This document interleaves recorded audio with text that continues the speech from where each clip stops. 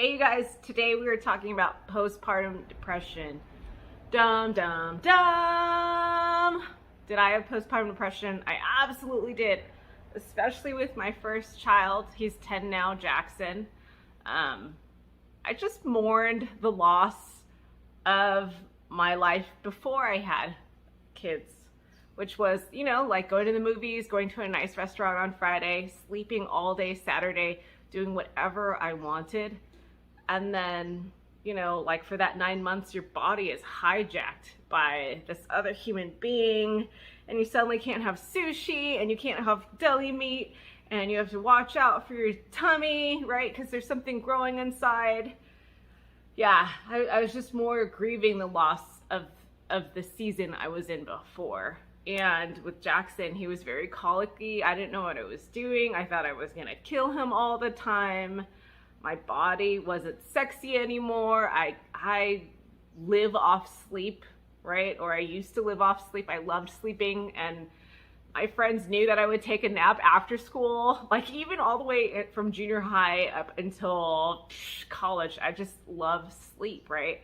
So when I had my son, he just ripped all of that away, and I loved staying up really late before I had kids and watching TV and doing nothing and drinking and hanging out and laughing. And then when you have a baby, it all changes, right? And then the need to breastfeed, right? On demand all the time.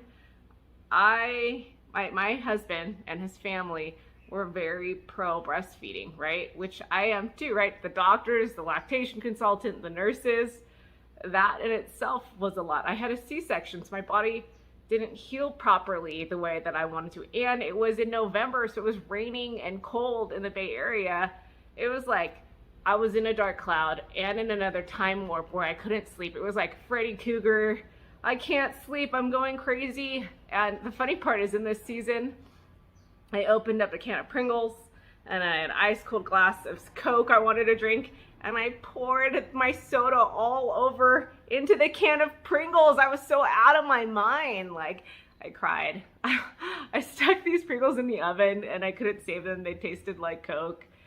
I was devastated. I was just crying. I was jacked up. And I remember telling my husband, we need to give this baby to your mom.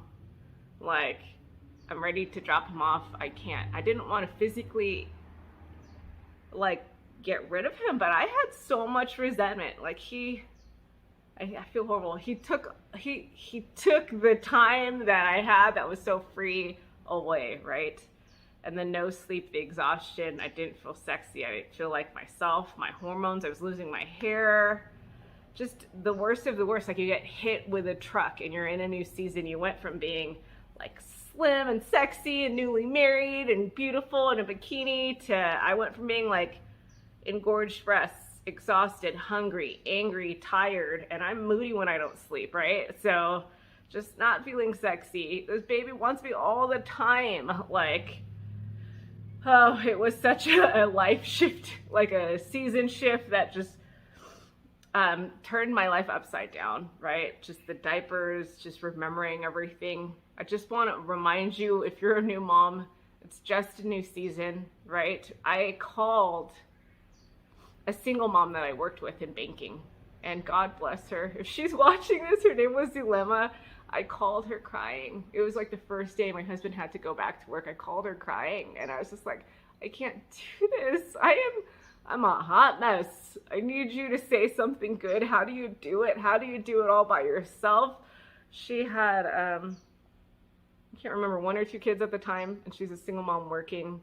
Like, she's a hustler. If she didn't take the bus, she would take the bus. She would commute to work and back, and still dealing with her family, like extended family, her boyfriend at the time, just working full time. I don't know how she did it. I called her crying, and she was like, honey, listen to me. You got this. It's just a new schedule. It's a new schedule. Figure out your schedule. Figure out what time the baby needs to eat. Fit in, put on the schedule the time you need to take a shower, what time you want to be ready in bed to survive the night. Figure out your game plan. She said, you got this. If I got this, you got this. If all these other women before you could do it, you could do it too. And she was like, and I have nobody to help me. And I was just like, oh, you're right, Zulema. I'm having the worst time of my life. I hate my husband. No one's helping me. They're not helping me. And I was crazy control freak. So I was like, they're not taking care of the baby the way that I want it. I don't want this baby on my boobies anymore. It was freaking rough. And then you know, the hospital will give you a checklist and you have the baby app and you're looking and you're hoping you're doing it right. You're watching YouTube videos. I remember we bought like Dr. Oz baby stuff and the happiest baby in the world. And you want to be a good parent. You want to get them in their crib and you want to do it all. And it's a swirling hot mess. And it tests your marriage, right? I want to say that I was exhausted and I would look at Jason and I'd be like, I'm going to stab you in my sleep. You're sleeping so good. I can't sleep. And you know what got me through is I just knew who he was and he was the breadwinner. So I just surrendered to that and he helped. He gave me breaks, but he couldn't calm the baby like I could. Like Jackson smelled me. He knew me. He knew my presence. He could hear my voice. He lived in me. I birthed him. I grew him in my tummy and all he wanted was me. And I have video footage somewhere. There was a moment when he was on the boppy, looking at me, breastfeeding, finally figuring out how to get milk for me. And because he's learning, and he's mad at me, and I'm learning, and you know, there's nonverbal communication, but we're communicating. And he just looked up at me. I remember what he was wearing. He was wearing a striped green onesie, and he looked at me, and he smiled, and he started laughing. And I was just like, oh my gosh, you're so cute. You're mine and you have a sense of humor. Did you know your mom was freaking going Godzilla in her head and wanted to break stuff and go crazy and return you? And he just looks at me and starts laughing and it clicked. I was like, oh my gosh, I'm finally bonding with you. You understand my psychosis and trying to feed you and keep you alive, and the doctors are saying he's not gaining enough weight. I remember that chaos. I remember coming into the hospital and not having his bag packed or forgot it. And he had no extra clothes and he blew out his diaper. And it was just such a chaotic time. But if there's any wisdom or advice is that you will survive. And that motherhood is just a bunch of seasons where you just pivot. And I'll never forget my conversation with Zulema. And she said, honey, it's just a new schedule. Figure out your schedule. So every day, even up to now, my kids are 10 and 7. My kids have soccer and swim and dance and extra fundraising. I just stop and I laugh and I hear her in my head say, honey, it's just a new schedule. And when I had postpartum depression and I look at new upcoming moms, my best advice is get sleep when you can. Don't sweat the small stuff. Don't rage at your spouse because he's going through it too. And sleep is important. What else do I want to say? Pivot, get your schedule down, and go forward. Like, you can do it, whatever you choose, breastfeeding or not breastfeeding. My sister did formula because she was exhausted and she had to work. Like, there's no shame in your mommy game.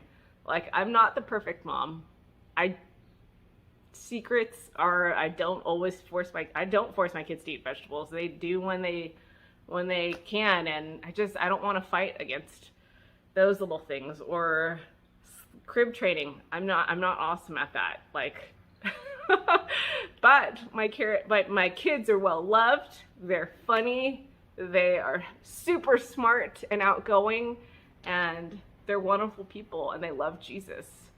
So there's my best advice. I hope that helps you deal with postpartum depression. It's not your identity, and you can definitely overcome it. You just have to find joy. In that season 2, I watched a lot of Adam Sandler movies. I watched a lot of Jimmy Fallon because I couldn't sleep. Like, find the thing that makes you laugh and happy in that season. Like, if you just are into reels, watch your funny reels, or watch your favorite YouTuber, or watch things that bring you joy. That's what I did. I started binge watching Adam Sandler and Jimmy Fallon, and forgetting the monotony of breastfeeding and diaper changing and carrying and coddling and exhaustion. And I found joy in the process. God bless you. Hope that helps. Big hugs. Bye. Hey you guys, I added this to my first video about postpartum depression, and I felt like, you know what it needs? It needs a male perspective. And here's my husband, Jason. Yeah, so Stacy told me to come on and just talk a little bit about when we had our first child. Just a little bit of background. I'm kind of big, Stacy's kind of small, so a lot of her emotions I never really took serious in our early relationship. So I never really could tell if, like, when she was really mad, it was just cute to me, so she didn't seem as mad as she actually was. When our son was born, she had a hard time with breastfeeding, like holding him and wanting to be near him. And at first I just thought, you know, she's tired. He was delivered via cesarean, so I thought maybe it was just, you know, she's having some emotional difficulty or some physical difficulty because of the surgery. But after a week or two, she didn't get better, and her perspective on him actually worsened to the point where I think that when it really became real for me and I realized that she was serious and it wasn't just some passing fad or phase, was when she looked at me and said, "Can't we just drop him off at a fire station? Do they still do that? We could just not do this anymore." That was legit. And I was very serious, like 1,000% serious. I was totally okay with just giving him away. And it was the very first time that I realized how bad or how depressed she was about the whole situation. And being a man, and like, you got to love your family and all that kind of stuff, it didn't make sense to me how she could feel that way. I knew that it was a chemical response, but it had turned to an emotional and psychological thing. And so I immediately decided that he may only have one advocate in the house, or one person that loved him in the house, but I was going to do everything I could to show him that. And I also was going to do everything that I could to give her enough time away from him to where she could see him as what he was, just an infant, a baby, not anybody that was trying to destroy any part of her life or ruin anything or be an inconvenience. So she would pump milk for storage, and I would take it and feed him. We never used a bottle, so I would just give him like milk out of a little dropper or teaspoons and stuff like that. When I would get home from work, I would immediately pick him up and go in the other room and give her some alone time. I encouraged her a lot, just told her, hey, you know, you're doing great, you're a great mom, you're really good at what you do.